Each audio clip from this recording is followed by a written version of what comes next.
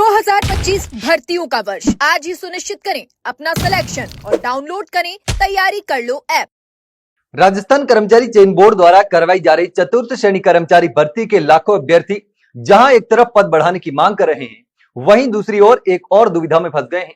Result का इंतजार भी लगातार लंबा होता जा रहा है। जी हां, बताया जा रहा था कि बोर्ड हाल ही में संपन्न हुई सभी भर्ती जो बड़ी भर्तियां हैं, जैसे कि ग्राम विकास अधिकारी, पटवारी और लाइब्रेरियन भर्ती का रिजल्ट निकालने के बाद ही चतुर्थ श्रेणी कर्मचारी भर्ती का रिजल्ट जारी करने वाला है।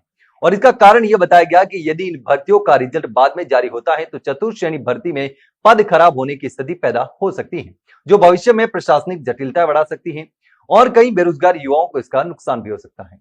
तो चतुर्थ श्रेणी भर्ती में अभ्यर्थियों की संख्या लाखों में है और ऐसे में कोई भी छोटी या बड़ी अनियमितता बड़ा विवाद खड़ा कर सकती है। और इसलिए बोर्ड इस बात का प्रयास कर रहा है कि पहले बाकी भर्तियों के परिणाम को अंतिम रूप दिया जाए ताकि चतुर्थ श्रेणी कर्मचारी भर्ती में पद जो है वो खराब ना हो और उस पर दूसरी भर्तियों का असर ना पड़े।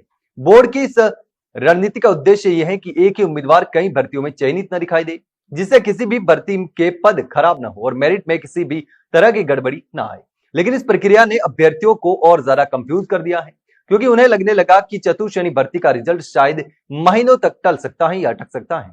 लेकिन इसी बीच अभ्यर्थियों की बढ़ती नाराजगी और असमंजस की स्थिति को देखकर, उनके सवालों को देखते हुए आखिरकार बोर्ड अध्यक्ष आलोक राज ने खुद आगे आकर इस स्थिति को स्पष्ट कर दिया है। उन्होंने सोशल मीडिया पर पोस्ट करते हुए बताया कि चतुर्थ श्रेणी कर्मचारी भर्ती को लेकर फैल रही अफवाहें आधी अधूरी है और अभ्यर्थियों को भ्रमित न होने की सलाह दी।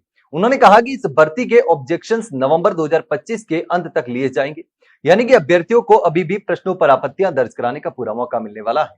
इसके बाद दिसंबर के अंत तक सभी ऑब्जेक्शन का निस्तारण पूरा कर लिया जाएगा, जिससे ओएमआर शीट और उत्तर कुंजी से जुड़ी कोई भी त्रुटि अंतिम रूप से सुधारी जा सके।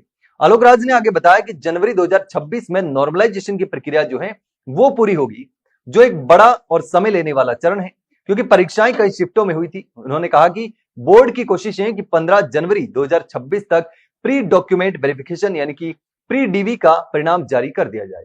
लेकिन इसके साथ ही उन्होंने कहा कि स्पष्ट कर दिया कि यह केवल एक संभावित समय है, यानी कि तारीखें आगे पीछे हो सकती हैं, 7 या 10 दिन का समय और भी लग सकता है, पूरा जनवरी महीना भी निकल सकता है। यानी कि अभ्यर्थियों को धैर्य रखना होगा और आधिकारिक अपडेट का इंतजार करना होगा। इस स्पष्टीकरण के बाद अभ्यर्थियों के मन में चल रही कई भ्रम की स्थिति जो थी वो खत्म हो गई है।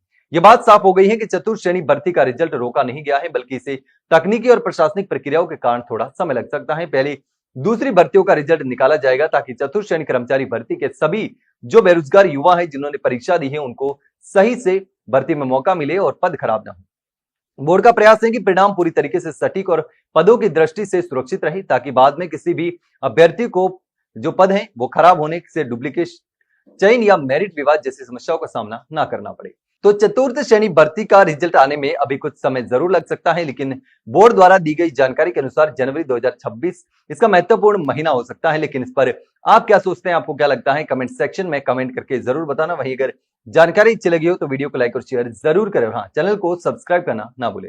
फिलहाल के लिए इतना ही, जल्द मिलते हैं एक नई जानकारी के साथ, तब तक के लिए नमस्कार।